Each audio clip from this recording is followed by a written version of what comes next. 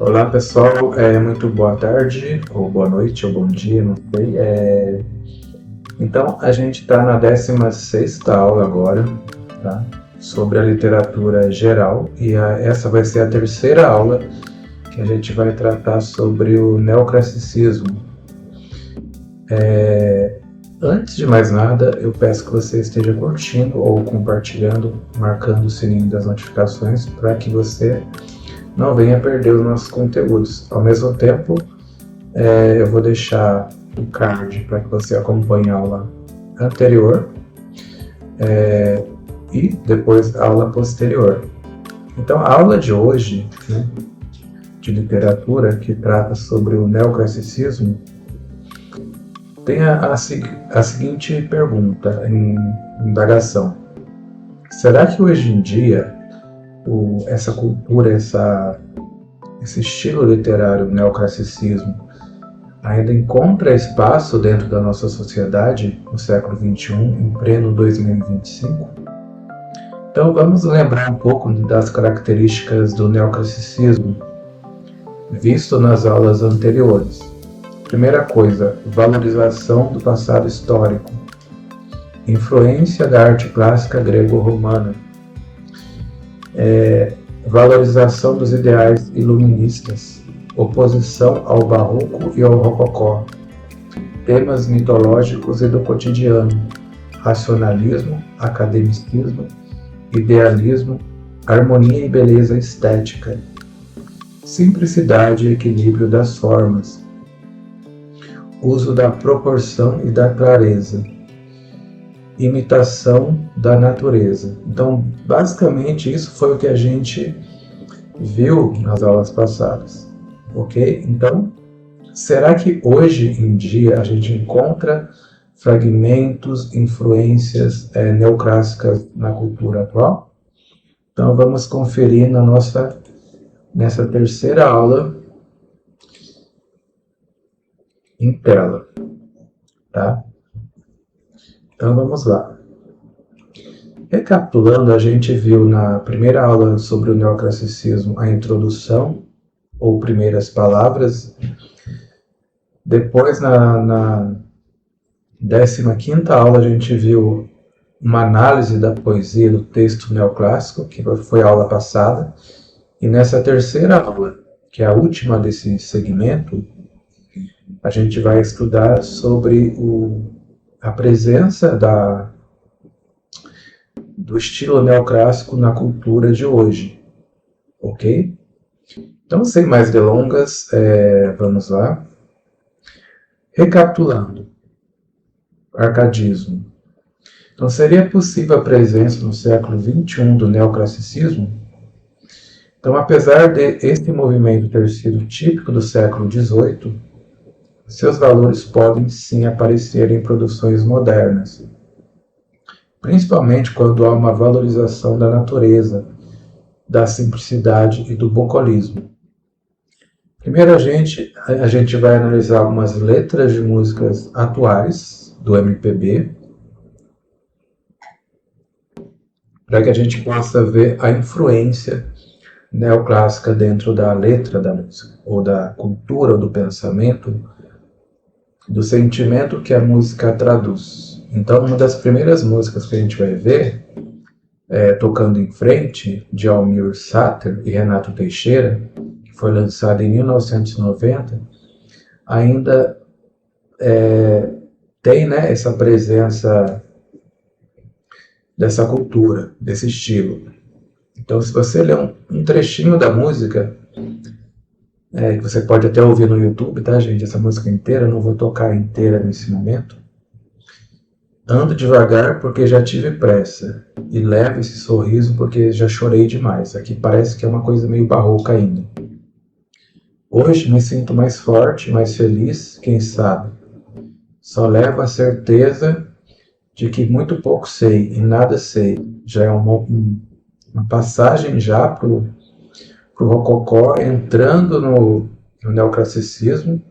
Só levo, conhecer as manhas e as manhãs, o sabor das massas e das maçãs. Então é preciso amor para poder pulsar, é preciso paz para poder sorrir, é preciso chuva para florir. Ou seja, no trecho, o eu lírico da música, ele passa de uma situação de cansaço para uma busca na natureza. Então a gente vê fragmentos, né, neoclássicos nessa letra. Então, se a gente analisar mais a fundo essa música, né, a gente vai encontrar, fazendo uma análise literária e estilística, né, quais os temas e valores arcádicos presentes nessa música. Fugere urban, ou seja, como eu falei, fugir da cidade. A música exalta a simplicidade da vida longe da pressa urbana, a valorização do tempo lento e contemplativo. Ando devagar porque já tive pressa. Remete à vida calma, oposta ao ritmo agitado da cidade. Ok? Então, ele vai buscar um locus amoenus, né? do latim, lugar ameno, lugar calmo. A letra sugere uma idealização do campo e de um estado de espírito de paz, plenitude, junto à natureza. Conhecer as manhas e as manhãs, o sabor das massas e das maçãs. Evoca cenas bucólicas e sensoriais, lembrando o carpe diem como sabedoria. Diferente do uso hedonista renascentista, o carpe diem aqui é reflexivo, é maduro, é baseado na experiência, né, como eu disse. A canção prega aproveitar a vida com calma e sabedoria, aprendendo com o tempo. Então, é uma sugestão de quem viveu na agitação da cidade e agora tende a buscar no campo a sua paz, a harmonia e a simplicidade. Então, a estrutura da música é simples, sem exageros linguísticos, com versos diretos, imagens do nosso cotidiano. Isso se conecta com o ideal neoclássico de clareza e equilíbrio. Então você pode ver que hoje em dia a gente ainda tem a presença desse espírito neoclássico na nossa cultura, ainda que de modo sutil. A música transmite a ideia de que a felicidade está na aceitação do tempo, do aprendizado com a vida e a apreciação das coisas simples. Assim como no arcadismo, a busca por um modo de vida mais puro e verdadeiro, em harmonia com a natureza e os sentimentos essenciais. Então, concluindo essa música, né, embora tocando em frente não pertença ao século XVIII, ela resgata vários valores simbólicos do arcadismo e neoclassicismo, reinterpretando-os à luz da vida moderna, mostrando como a arte contemporânea ainda pode dialogar com os ideais clássicos de equilíbrio, natureza e simplicidade, mostrando que o espírito Arcade ainda vive na música popular brasileira. Então, continuando, a gente vai ver nesse vídeo vários assuntos da multissemiótica, que a gente não vai estudar só a letra da música, mas o contexto, a arquitetura, a vestimenta, tudo que abrange essa cultura. Então vamos agora a um exemplo de texto contemporâneo, uma crônica, né, que contenha traços neoclássicos. Em seguida vamos fazer uma análise literária. Então a gente tem uma crônica, tá?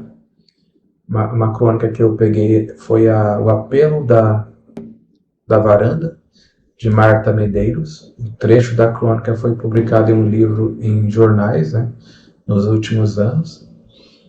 Não sei precisar que ano que foi, mas é recente. Então, um pequeno trecho da crônica.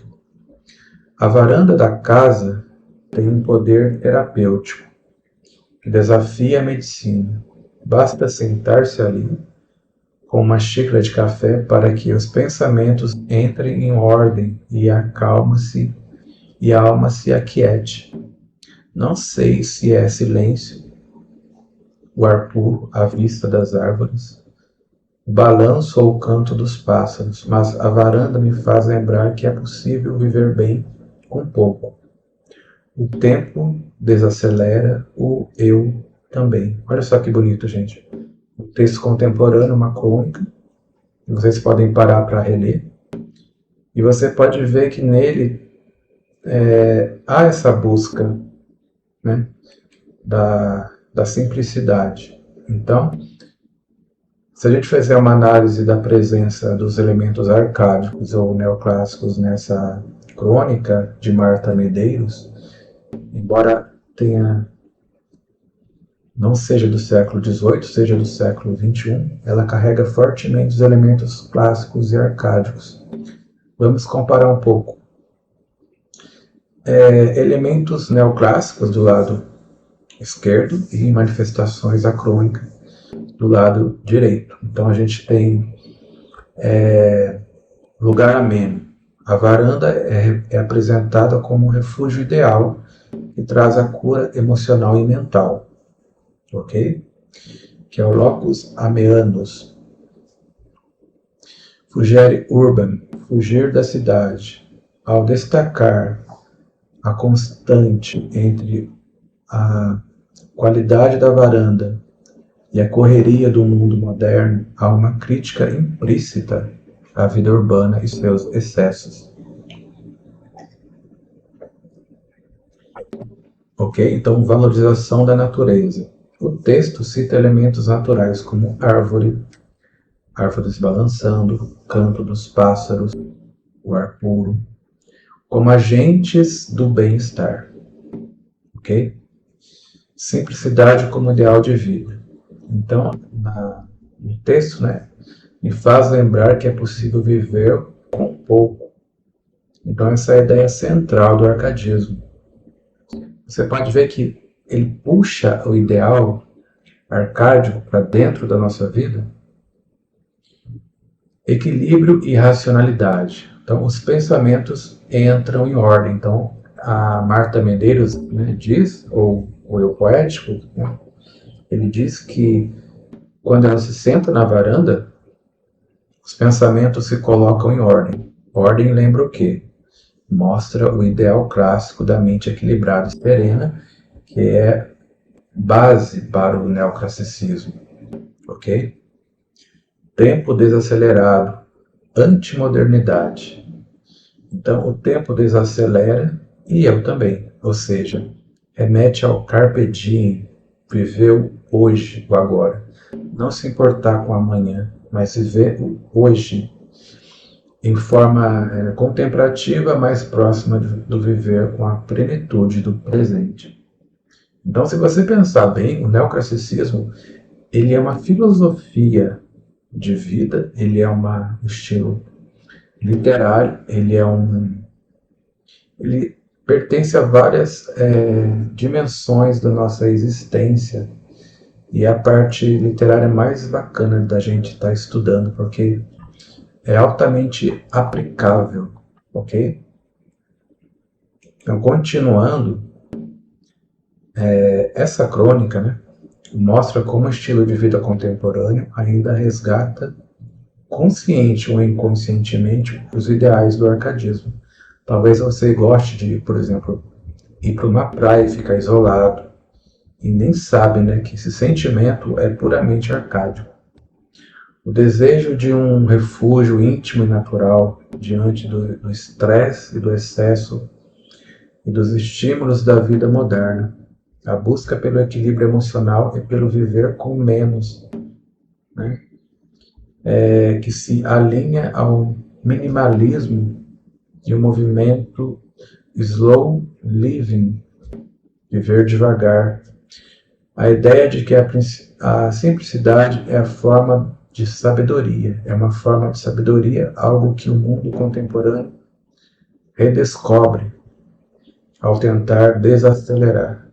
Então, concluindo essa crônica, mesmo sem uma linguagem formal, com temas pastoris, idealizados como no século XVIII, a crônica de Marta Medeiros mostra como os valores arcádicos continuam vivos.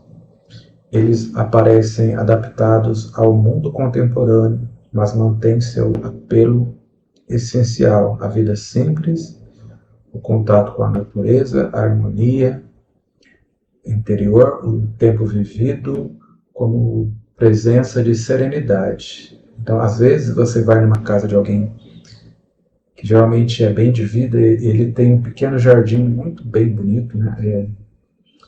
Um jardim de inverno bem no centro da casa, bem cuidado. Então, esse pequeno espaço, ele remete a pessoa a um lugar de paz, né? Jardim, planta, mesmo em pequenos locais na vida urbana. Agora a gente vai ler outra crônica, tá? Que a gente criou aqui. Então, ontem à tarde, olha só essa crônica: silêncio do quintal. Tá? Ontem à tarde desliguei o celular, não por falta de bateria ou sinal, mas por excesso de ruído. Deitei-me na rede esticada entre duas árvores no quintal, onde o sol batia com preguiça, e o vento fazia seus próprios caminhos entre as folhas. A grama crescia, o cheiro da terra molhada, o canto espaçado dos passarinhos parecia ter sido colocados ali de propósito, como uma antiga pintura de paisagem rural. Um quadro vivo que não precisava de filtros, legenda ou curtida. Senti um certo alívio por não estar conectado a nada além do que me cercava. O tempo que lá fora insiste em correr. O tempo lá fora insiste em correr. Ali se acomodava devagar, como quem pede licença antes de passar. Pensei nas coisas que julgo importantes e percebi que muitas delas não cabem aqui, neste lugar onde o essencial não faz barulho. No fundo, viver bem talvez não seja sobre ter muito, mas sobre ter um canto onde o mundo desacelera. Um espaço onde o café esfria lentamente e os pensamentos encontram lugar para pousar. Voltei para dentro quando a luz começou a ceder, espaço à sombra. Peguei o celular e por um momento hesitei. Não tinha pressa, o mundo podia esperar. Então você vê que é um ambiente moderno, a presença de celular, né? Mas quem consegue hoje em dia sentar numa rede e ver a grama crescendo, olha só, o cheiro de terra molhada, consegue se desligar da internet, né, das redes sociais. Então esse texto ele é carregado do espírito do propósito neoclássico, bucólico, e são textos do dia a dia. Então mais uma vez foi provado que a gente encontra ainda essa inspiração, né? Essa tendência, essa influência neoclássica nos dias atuais. Pequeno resumo dessa crônica. Então a gente tem elemento locus amoenos, né? Lugar ameno, então quintal com rede, árvore, vento, passarinho, lugar ameno, o arcádico, fugere urban, desligar o celular e sair da agitação cotidiana representa a fuga simbólica da cidade. Então, geralmente, né, fugere urban não é uma coisa que seja fugir da cidade. Às vezes você está no centro da cidade de São Paulo, Rio de Janeiro, mas só pelo fato de você desligar a internet e o celular e sentar no cantinho quieto, nem que seja no seu próprio quarto, você já fugiu daquele ambiente. Você pega um livro, entendeu? Então isso é um sentimento. Carpe diem, viver o momento sem pressa.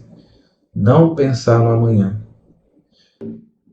Aproveitando um tempo lento e simples. Então a natureza como refúgio, a natureza é apresentada como cura, como paz, como reencontro. Simplicidade e racionalidade, o reflexo sobre o que é essencial mostra a sabedoria da vida simples e introspectiva. A gente precisa de ter um momento quieto, em paz, para que a gente possa colocar em ordem a nossa vida, né, nosso pensamento. Porque se você sair, vai para a escola, depois faz trabalho de escola, vai para a academia, namora ou não, vai assistir série no Netflix, você não tem, depois vai dormir, depois outro dia faz a mesma coisa, você não tem vida. Você está correndo como um hamster, naquela roda de hamster, mas você ainda não viveu. Então é necessário sim essa parada, ok? Pessoal, deixa suas dúvidas, suas sugestões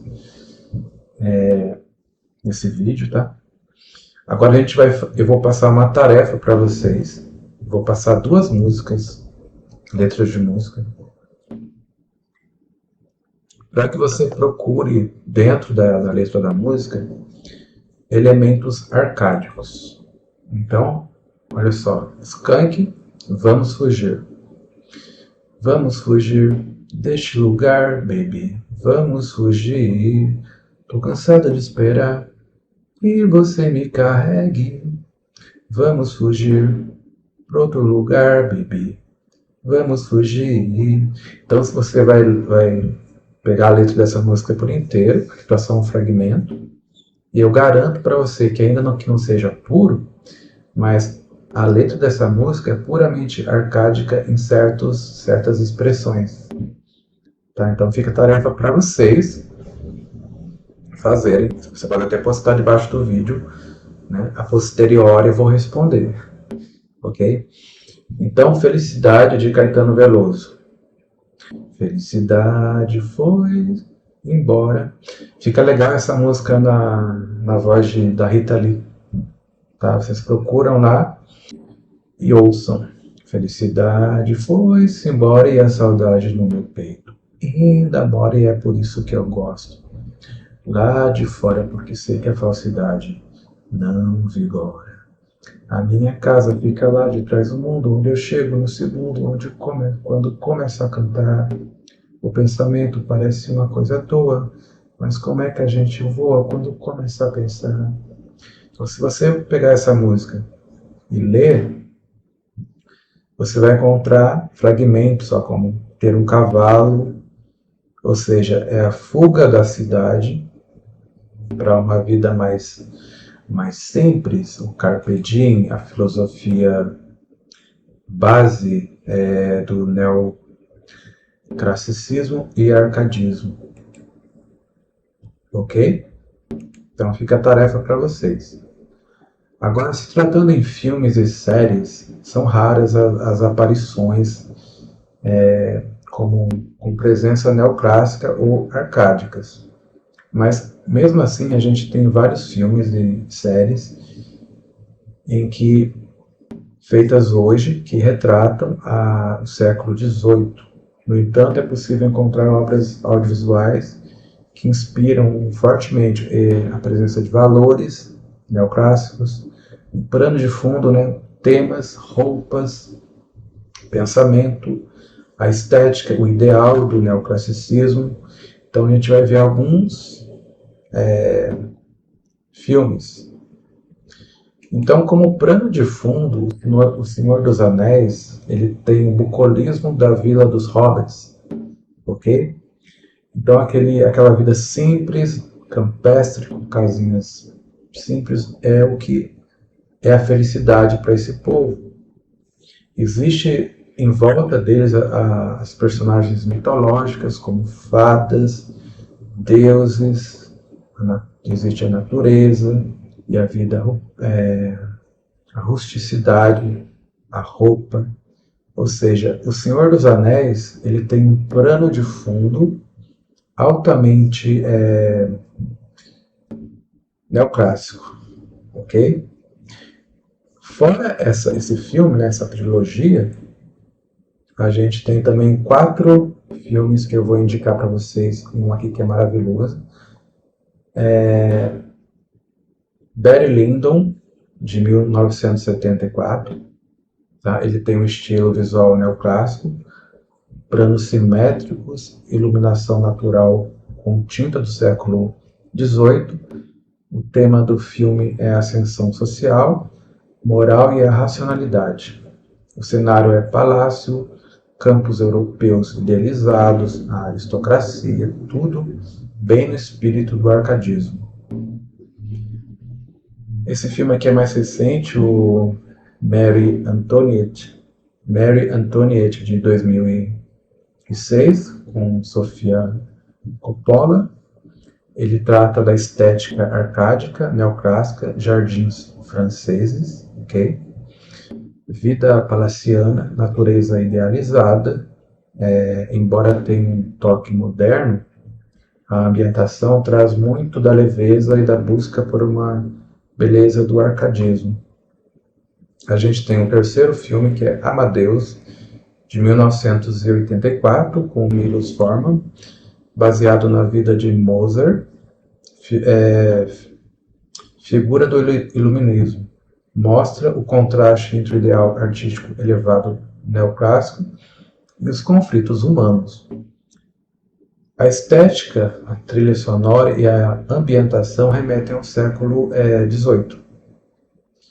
Ok? E mais um filme, The Madness of King George, ou seja, o Rei George, de 1994. Ele mostra o ambiente da corte inglesa. Eu vou passar daqui a pouco o pôster de cada filme e vou indicar um para vocês assistirem. Então, existe o racionalismo iluminista que está presente na medicina, na política e nos costumes da época.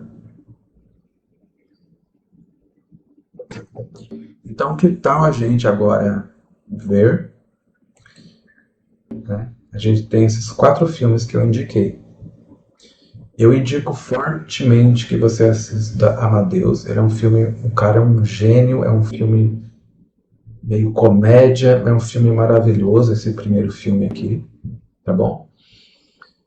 Maria Antoniette também é um filme que tem um plano de fundo totalmente neoclássico, né? Um filme tremendo.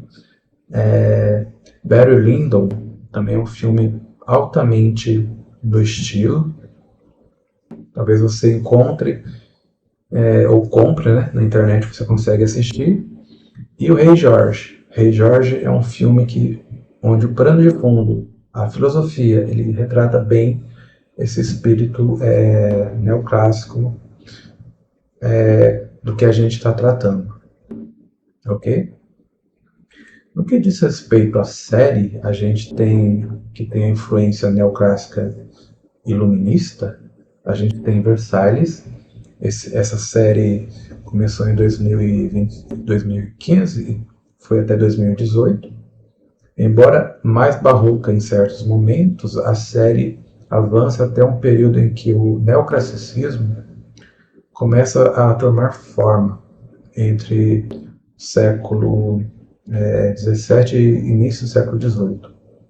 Mostra os jardins de Versalhes, composição, a simetria típica do neoclassicismo e os valores racionais da corte. Outlander é outro filme, outra temporada, aliás, outra série. Algumas temporadas que passaram em ambiente do século XVIII, com forte presença da aristocracia e da filosofia iluminista. Ideais compatíveis com o arcadismo. Então, eu deixei aqui cenas, fotos do filme, da série Outlander, Versailles, para que você venha ver. Olha só a vestimenta neoclássica, tá? A filosofia, o pensamento, olha só como o homem se vestia, como a mulher se vestia, nesse tipo de vestimenta. Bonito, né, gente? Ok? Então, continuando, elementos arcádicos. Então, a gente viu que nessas obras existe a exaltação pela razão e pelo equilíbrio, pela fuga da cidade para a natureza, da imitação dos clássicos greco-romanos, a crítica à corrupção da corte e da sociedade, a simetria, a harmonia e a estética. No que diz respeito à arquitetura, ok, dentro do neoclassicismo, arcadismo, e no que diz respeito à mobília, né, à decoração da casa, a gente vai ver também alguns detalhes importantes, ok? Apesar de estarem relativamente próximos do tempo rococó e neoclássico, né,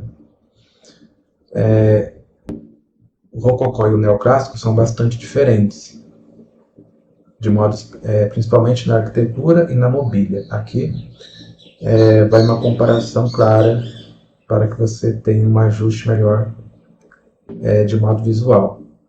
Então, o rococó ele tem a sua origem em 1730, vai até 1770. Ele também tem o estilo leve, ornamental, fantasioso e curvilíneo. Então, o detalhe é nas aquelas cadeirinhas com perna curva, né? Então, o objetivo é encantar, é seduzir, é criar um ambiente íntimo e elegante. Então, a mobília, ela tem, às vezes, um formato de S, tá? Ela tem um formato de C, quer dizer, são móveis redondos, são móveis que têm barriga, como aqueles altares de igreja antigo. As peças são pequenas e delicadas, douradas, com detalhes complexos, com temas florais, conchas, cupidos, cenas bucólicas e amorosas. A arquitetura desse período, o interior, espelhos, estuques dourados, tons pastel, ambiente mais privado, salões menores. Exemplos, a gente tem o Salão dos Espelhos Amalienberg, na Alemanha. Ok? Então a gente vai ver mais a fundo essa tendência. Então, o neoclassicismo, por sua vez, ele tem uma vida de 1750 a 1830, um pouco posterior. O estilo da arquitetura é sóbrio, racional, geométrico, inspirado na antiguidade greco-romana, com o objetivo de transmitir ordem, moral e racionalidade, ou seja, ele tem uma postura. Você pode ver que os monumentos dessas fotos, né, ele tem uma postura de poder, as linhas retas e levemente curvas. Colunas são muito usadas, patas de leão, referência à cultura greco-romana, cores mais sóbrias, marfim, mogno, dourado, moderno. As fachadas são simétricas, colunas, frontões triangulares, né, aqueles triângulos aqui em cima, né? O pessoal chama até de cultura, aquela religião moderna, que eu esqueci o nome, maçom, né, maçonaria, né, por assim dizer. Na verdade, a maçonaria usa muito a arquitetura desse tipo também, né, gente? A gente sabe disso. Então, a arquitetura são fachadas simétricas, colunas, frontões triangulares, grandes edifícios públicos. Então, em museus, teatros, se usa muito essa arquitetura, como aqui, ó, Panteão de Paris, que é essa imagem aqui à minha direita, né? E a arquitetura, né, de Thomas Jefferson nos Estados Unidos aqui embaixo, ok? Então são exemplos dessa arquitetura. Agora vamos passar um pouquinho para a arquitetura dentro do nosso território brasileiro, tá bom?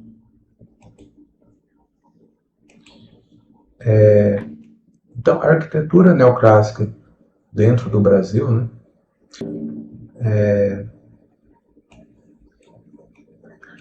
começa a ter o seu fruto, né, presença, em 1816, quando o Brasil recebeu um grupo chamado Missão Artística Francesa. Ele era composto por pintores, arquitetos, escultores, gravadores de peças, mecânicos, ferreiros, entre outros profissionais.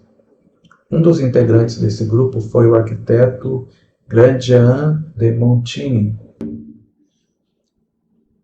É dele o projeto da Academia Imperial de Belas Artes, inaugurada em 1816 no Rio de Janeiro.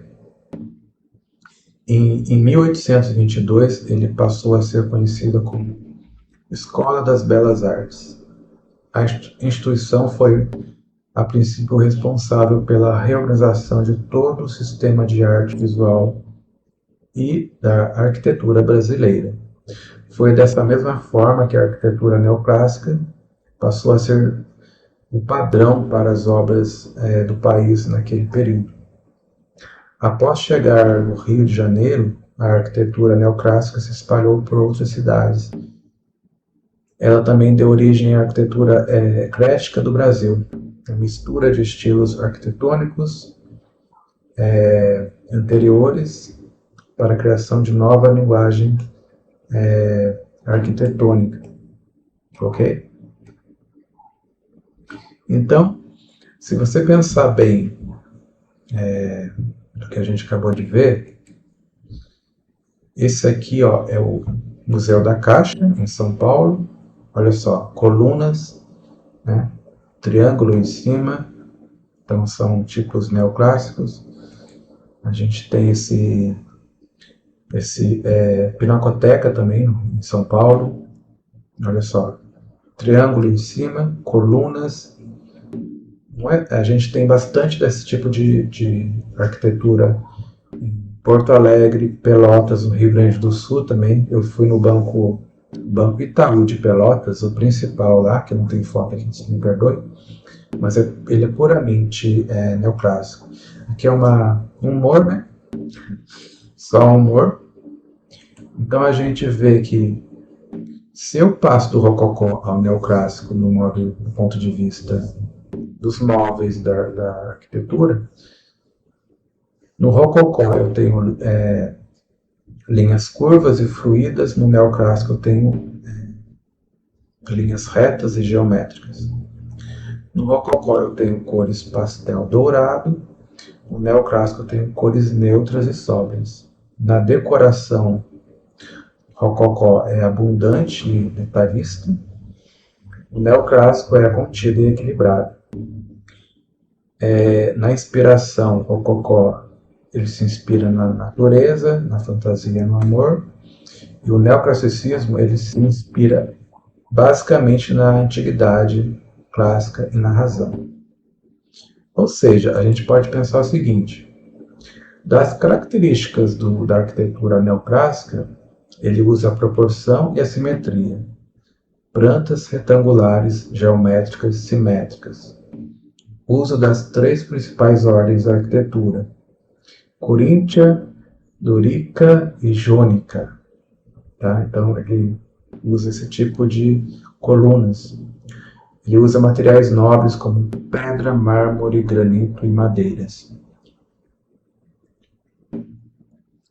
O processo é bem avançado na sua técnica, mas o sistema de construção é bem simples. São linhas ortogonais, formas são retangulares, geométricas e simétricas. Os volumes são bem grandes, né, corpóreos, maciços e bem definidos por planos murais lisos, uso de abóbodas no berço ou na aresta, uso de cúpulas, frontões triangulares, ok?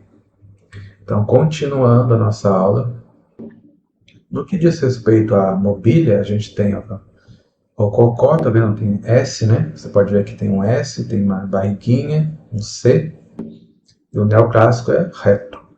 Olha só.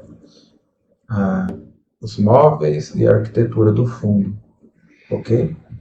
No que diz respeito à vestimenta, a gente tem também os móveis S, barriguinha em C e a roupa bem pesada. Aqui a desculpa, gente, aqui é neoclassicismo, tá? Eu errei aqui, digitei correndo. Aqui tem a vestimenta neoclássica um pouco mais simples, mais suave, com cores mais neutras, ok? Então, basicamente, se a gente for pesquisar sobre a arquitetura neoclássica, você pode notar que é uma arquitetura que não é para qualquer um, né, gente? Ou seja, ele vai atingir, ele vai ter aquelas pessoas de posse, pessoas que têm bastante dinheiro, porque essa arquitetura não é barata. Então você pode ver como que o estilo, né, são suntuosos. É difícil você achar uma casa simples que tenha elementos neoclássicos, né? Pode até ter. Você pode até encontrar na sua cidade uma casa simples. Se você tiver, comenta aqui no vídeo. Eu gostaria de ver. Então, gente, resumo da ópera. Chegamos ao final desta aula sobre o neoclassicismo nos dias atuais, mostrando que ainda é possível, né? Ainda a gente tem entre nós, na literatura, no senso de leveza, na arquitetura, na escrita, no cotidiano, na crônica, na literatura, a presença viva do neoclassicismo, ok? Então, deixe as suas opiniões. Eu sou o Júlio Belfort, professor de língua portuguesa. Essa foi uma aula multissemiótica de literatura, aula 16, a terceira, sobre o arcadismo, o neoclassicismo. E até mais, pessoal.